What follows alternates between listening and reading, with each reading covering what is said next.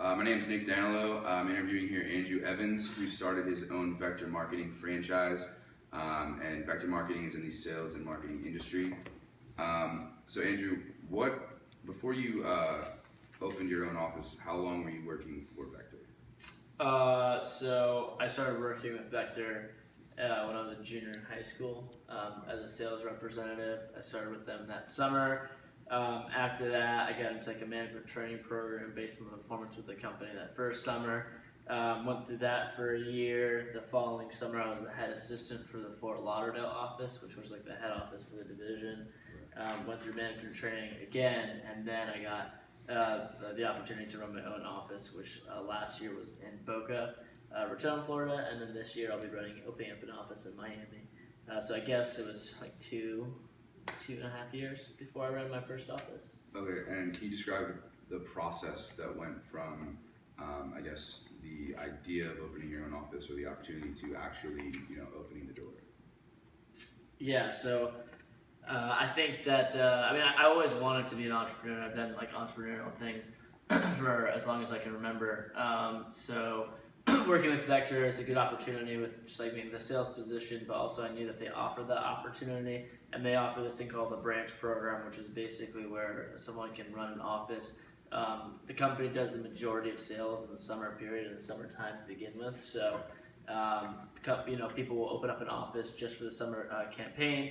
Whether they are a career person seeking a career with the company, and it's kind of like a testing time, basically to open up for the summer to see if they'll stay open, or if it's like someone like my case, which is a student. So I knew they had those opportunities, and it just seemed like something for me that would be an excellent opportunity to kind of increase my skills. Even though this isn't something I want to be doing for the rest of my life, but just learning the skills that I can like translate to any business that I want to run. Right. So I guess what made you decide to do this, or what was going through your head? Or I'm sure it's obviously a scary opportunity. What led you to do that? Yeah, well, like I said, so after my first year, there's some people that only go through year management training before they go into running their own office, and that was ultimately my goal my first year.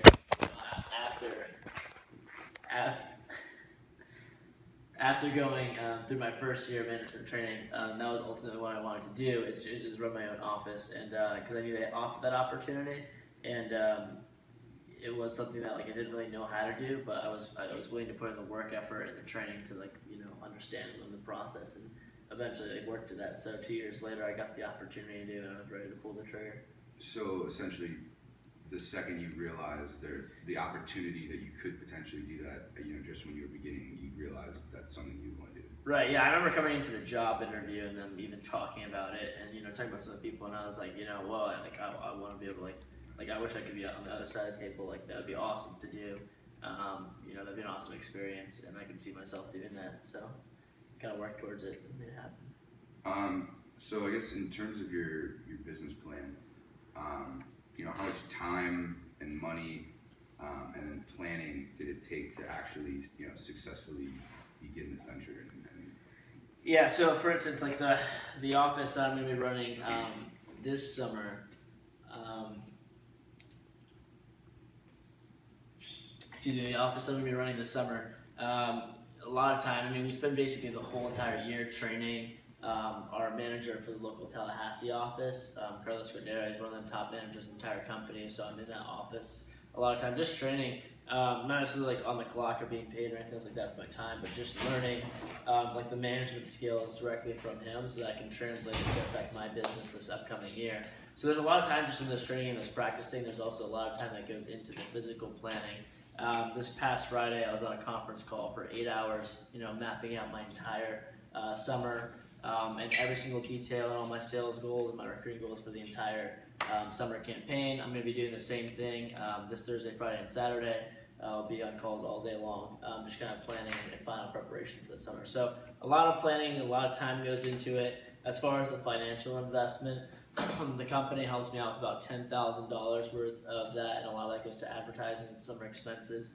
And then I usually contribute about I have $12,000 saved up out of pocket to use as needed.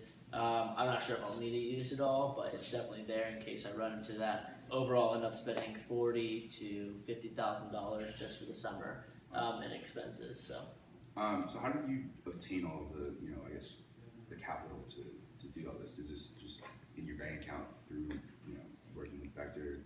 yeah, most of it, yeah, it's essentially just through working and saving over time. Over the past 3 years, I'm kind of like a heavy saver, so I try to keep my personal expenses low and just save as much money as possible.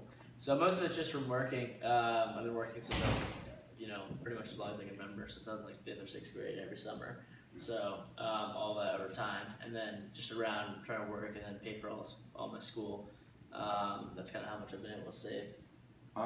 Do you do any marketing or advertising for your branch specifically?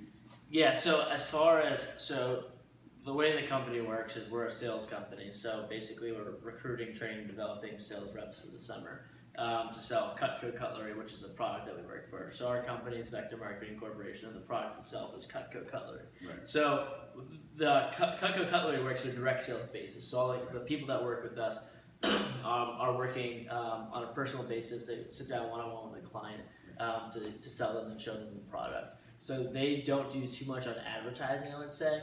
Our advertising section, we're like the actual firm behind it. So when it comes to advertising, it's us advertising for like positions. So it's like us advertising that, hey, the positions are available. So that's the majority of my expenses for the summer. It comes directly from advertising and receptionist fees, which also is linked to advertising.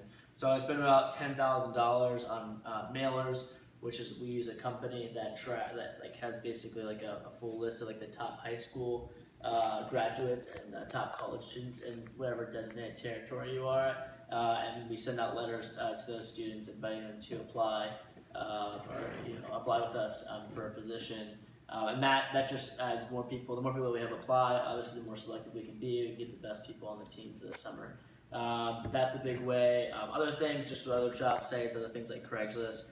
Our receptionists, their primary job is really just scheduling like qualified applicants up for an interview, and I pay them probably like $8,000 to $10,000 for the summer as well, just for the hours that they work. So all basically the costs. There's a lot of costs associated with someone hearing about the position, all the way to them actually like launching and starting the position and working with us. So that's where the majority of our costs come.